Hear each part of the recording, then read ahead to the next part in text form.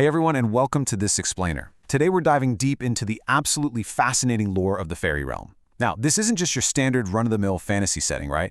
It's a highly complex universe built on celestial diplomacy, deeply intricate magical mechanics, and champions who have to undergo some of the most grueling training imaginable.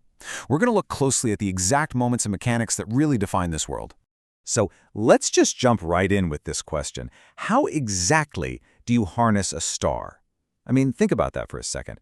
Understanding how raw celestial power is controlled is literally the skeleton key to understanding the Faery Realm itself. You aren't just lighting a candle here. You're trying to bend the limitless, overwhelming power of a literal star to your will. Once you grasp how the Faery Realm actually manages this, well, everything else about their society, their politics, and their wars suddenly makes perfect sense. To make sense of this beautifully dense world, we're going to break our explainer down into these 5 foundational pillars. 1. Magic of the Faery Realm. 2. Forging celestial alliances. 3. The art of peace. 4. Training the realm's champions. And 5. The final trials. Alright, starting with Section 1, Magic of the Faery Realm, the source of celestial power. What's really fascinating here is how these endlessly replenishing solar crystals form the absolute bedrock of the realm's magical capacity. Because of the ethereal star system's influence, these mines provide a near-infinite loop of raw energy. They're basically the ultimate batteries that power everything. But, raw energy is incredibly dangerous if you don't know how to channel it. And this brilliantly illustrates the actual mechanics of fairy magic in action. It isn't just about raw force or waving a wand around, it's profoundly psychological. The magic here requires you to align your breath to a specific memory or a sensation. If you're holding on to grief or anger, the flare reacts directly to that. You literally exhale your memory into a prism fold, and the absolute hardest part is step 3. You just have to let go. You have to release control to allow the light to stabilize organically. It's a magic system built entirely on emotional surrender. Which brings us to this perfectly heartbreaking quote. This is a really poignant moment from Alara, who is a young champion in training. Right after she accidentally detonated the Aether Loom, she unleashed this chaotic solar flare that vaporized petal mirrors and totally shattered gemlight towers. I didn't mean to shine that loud. It just perfectly captures the terrifying burden of untested power. Because when you're dealing with stars, a simple mistake doesn't just spark, it explodes. Moving right along to Section 2, Forging Celestial Alliances, Diplomacy Across the Cosmos. Check out this trade agreement. You've got the Faery Realm on one side, trading their organic, deeply ancient magic. We're talking magistars, healing potions, ancient seeds. And on the flip side, you have the Lunar Kingdom, trading their structural, highly advanced celestial technology and refined lunar metals. By exchanging the organic properties of the Faery Realm for the technological advancements of the Lunar Kingdom, both of these realms achieved an unprecedented era of prosperity. Let's look at exactly how this symbiotic trade agreement actually worked on a daily basis. They aren't just hoarding these resources, they're actively integrating them. They're taking tough lunar metals to fortify magical barriers. They're utilizing fairy magistars to actually transport themselves between realms. It's this beautiful synthesis of nature and technology, and that acts as the geopolitical glue holding the cosmos together. Which brings us to Section 3, The Art of Peace, Princess Anya's Summit Diplomacy. Okay, I absolutely love this concept. Notice how the source material contrasts that raw, explosive magic we just saw with Alara against this incredibly controlled, totally silent method of conflict resolution. When tensions rise between factions, Anya uses the breath translation protocol. She doesn't argue, she doesn't shout, she literally breathes an unvoiced memory onto a mirror tile and it projects a shared truth out into the room.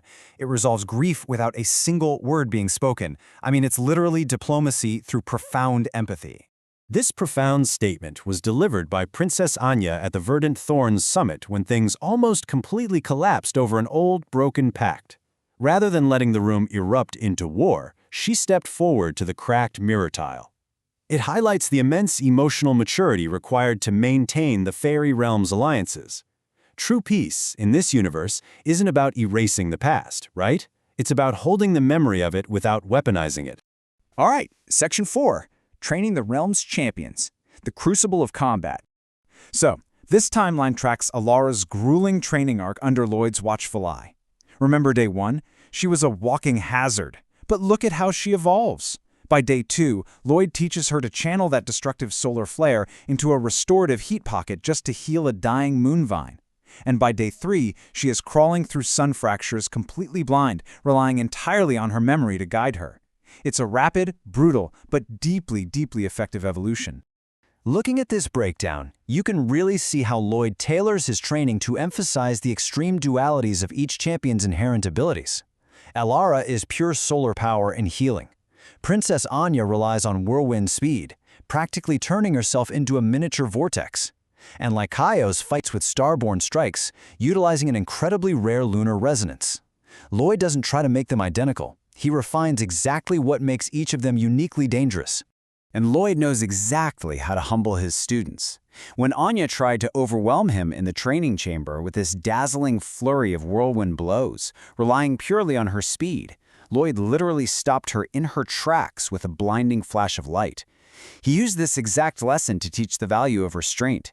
Being fast isn't enough. Having power isn't enough. You have to have strategy, or you're just a chaotic force of nature.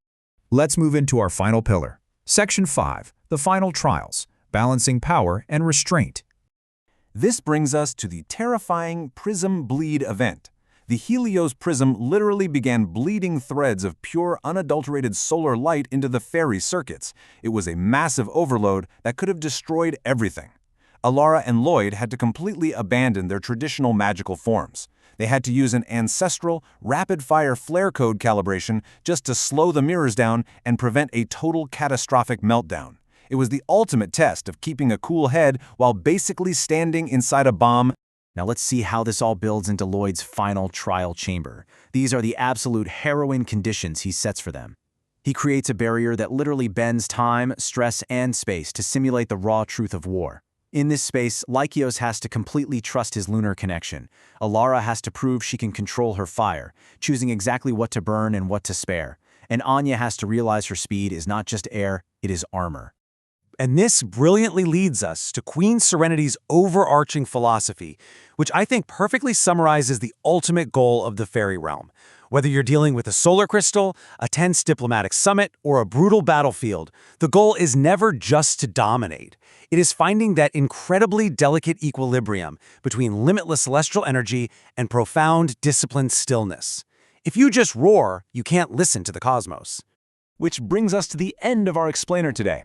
It's such a fascinating moral question at the very heart of this entire universe, leaving us all to wonder how we would handle the weight of the cosmos if it was placed directly in the palms of our hands. If you were given that limitless power, would you let it become chaos, or would you find the discipline to make it hum? Think on that, and thank you so much for joining me today.